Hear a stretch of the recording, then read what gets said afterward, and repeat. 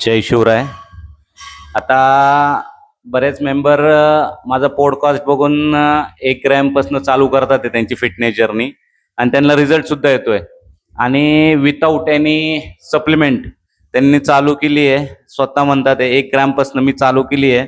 म्हणजे प्रोटीन 1 ग्राम प्रोटीनचं पर body weight. आता माझं 75 किलो वजन आहे, तर 75 ग्रॅम डेली ते त्यांना सांगितले कसं मोजायचं आहे, कसं किती कॅलरीज असतात, कोणत्या कोणत्या कार्ब्समध्ये किती कॅलरीज, प्रोटीनमध्ये किती कॅलरीज, फॅटमध्ये किती कॅलरीज आहे, त्या हिशोबाने ते मोजून खातात. ते सगळं तर मोजून खाल्ल्यामुळं लवकरात लवकर फॅट लॉस होतोय त्यांचा आणि त्यासोबत मसल बी सस्टेन राहते आणि मसल बनतंय सुद्धा.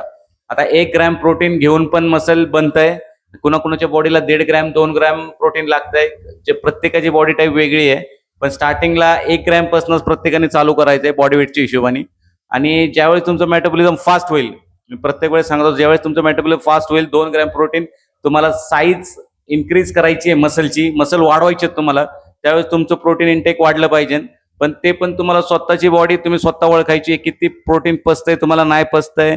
पचण्यावर खेळ असतो, मेटाबॉलाइज होण्यावर खेळ आहे सगळा. कारण की प्रत्येकाची बॉडी ही वेगळी आहे. आता तुम्ही बघत असताना स्टार्टिंगला वेट लवकर खाली जातं, कारण की स्टार्टिंगला वॉटर वेट लवकर खाली जातं. नंतरचे जे स्टबन फॅट असतं ते नंतर नंतर लास्टला थोडासा हळू रिझल्ट भेटतो आपल्याला. पण काही प्रॉब्लेम नाही आहे त्याचा, कारण की कधी कधी वेट पण खाली जात नाही आणि मसल त्याच्यात रिकवर होतात आणि फॅट लॉस होतो. म्हणजे इंचेसमध्ये लॉस होतात पण वेटमध्ये लॉस दिसत नाही. त्या प्रक्रियेमध्ये पण तुम्ही गोंधळून जायचं नाहीये, ते पण चांगलं आहे. उलट तुम्ही मसल बनवताय आणि त्यासोबत फॅट लॉस करताय. असं नका विचार करू फक्त त्या वजन काट्यावर, की वजन काट्यावर वजन कमी झालं पाहिजे. तुमचे इंचेसमध्ये लॉस झाले, कमरेच्या भोवती लॉस झालाय, बाकीचे तुमचे शरीर चांगलं दिसायला लागले, मसल दिसायला लागलेत, वजन नका कमी होऊन देऊ. मसल महत्वाचे आहेत. मसल उलट सस्टेन करा, ते सगळ्यात महत्वाचं मसल आहे. आणि राहिली गोष्ट आता डाईट बद्दल 2 मिनिटात सांगतो तुम्हाला मी.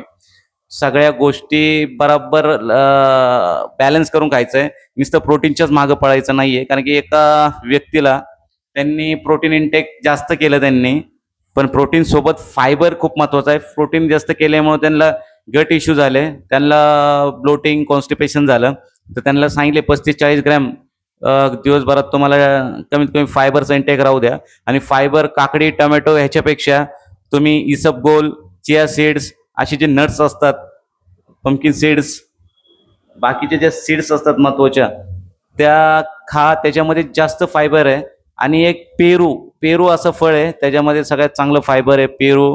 परत ॲपल तुम्ही घेऊ शकता. फळांवर पण थोडासा भर द्या.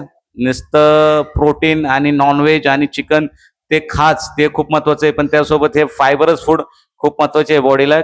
बॉडीमध्ये घाण साचून देत नाही ते. आणि ते सगळं फायबर तुमच्या स्टूलला बल्क आणतं आणि ते पास आउट करायला मदत करतं. म्हणून स्टार्टिंगला कॅलरी डेफिसिटमध्ये असताना थोडं स्टूल कमी पास होणार आहे, म्हणून त्याला काही घाबरून जायचं नाहीये. फक्त नंतर तुम्ही पण 1-2 महिने 3 महिने तुमचा कॅलरी डेफिसिटचा खेळ संपलाय, तुम्हाला मेंटेन राहायचंय, त्यावेळेस तुम्ही ह्या सगळ्या गोष्टी मेंटेन करून खावा. कारण की काय होतं, एकदा आपल्याला रिझल्ट भेटला, आपण परत काय करतो, जास्त कॅलरी सरप्लस मध्ये खातो, मग ते प्रॉब्लेम होतो. पण त्याच्यामध्ये पण तुम्हाला सगळ्या गोष्टी मेंटेन करायच्या. कार्ब्स मेंटेन करायचंय, तुमचं फॅट मेंटेन करायचंय, प्रोटीन मेंटेन करायचंय, महत्वाची गोष्ट फायबर मेंटेन करायचंय. या सगळ्या गोष्टी व्यवस्थित घ्या. आणि काही अडचण आली तर मला विचाराय का, जे मधल्या मित्रांनी म्हणलं तुझे व्हिडिओ बघून मी सगळ्या गोष्टी बरोबर करतो, तर मला रिझल्ट आला. 1 महिन्यात त्यांनी 4 किलो कमी केलं, जे मधला मेंबरच होतो माझ्या. आणि बरं वाटतं असं लोक बोलतात, व्हिडिओ काढून काहीतरी फायदा होतो आपल्या व्हिडिओचा. जरी लाईक फॉलो करत नसतील, पण बघून थोडंफार लोक अनुकरण करतात. आहे चांगलं वाटतं. धन्यवाद. फिट राहा, हिट राहा आणि आमच्या सोबत राहा किंवा आमच्या व्यतिरिक्त राहा, पण फिट राहा. धन्यवाद.